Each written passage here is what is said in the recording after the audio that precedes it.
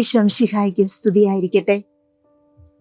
വിശുദ്ധ ഗ്രന്ഥത്തിൽ പഴയ നിയമത്തിലേക്ക് നാം നോക്കുമ്പോൾ ദൈവത്തിൻ്റെ പരിപാലന അനുഭവിച്ച അനേകം വ്യക്തികളെ നമുക്ക് കാണാൻ സാധിക്കും. അതിൽ പ്രധാനപ്പെട്ട ഒരു വ്യക്തിയാണ് പൂർവ്വ യോസേപ്പ്.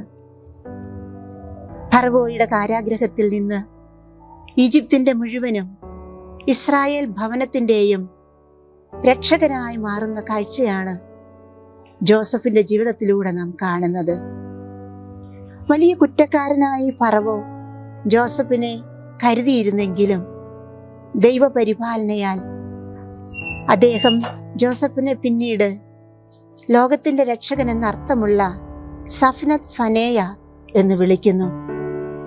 ഈജിപ്തുകാരോട് മുഴുവനും അദ്ദേഹം പറയുന്നു, നിങ്ങൾ ജോസഫിന്റെ അടുത്തേക്ക് ചെല്ലുവിൻ, അദ്ദേഹം പറയുന്നത് പോലെ നിങ്ങൾ പ്രവർത്തിക്കുവിൻ. പുതിയ നിയമത്തിലേക്ക് കടക്കുമ്പോൾ നാം മറ്റൊരു ജോസഫിനെ കാണുന്നു. പഴയ നിയമത്തിലെ ജോസഫിനേക്കാൾ ശക്തനായൊരു മനുഷ്യൻ. പഴയ നിയമത്തിലെ ജോസഫ് ഈജിപ്തുകാരുടെ രക്ഷകനായി മാറിയെങ്കിൽ പുതിയ നിയമത്തിലെ ജോസഫ് ആഗോള സഭയുടെ രക്ഷകനായി മാറുന്ന കാഴ്ചയാണ് നാം കാണുന്നത്.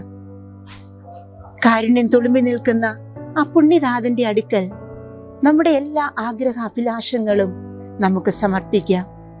ദൈവപിതാവിന്റെ അടുക്കൽ മധ്യസ്ഥം വഹിക്കുവാൻ അദ്ദേഹത്തിന് ഏറെ ശക്തിയുണ്ട്. സ്വർഗത്തിന്റെ കയ്യൊപ്പ് ലഭിച്ച ഈ മരപ്പണിക്കാരന്റെ സാന്നിധ്യം നമ്മുടെ ജീവിത വഴികളിൽ ഉണ്ടാകട്ടെ.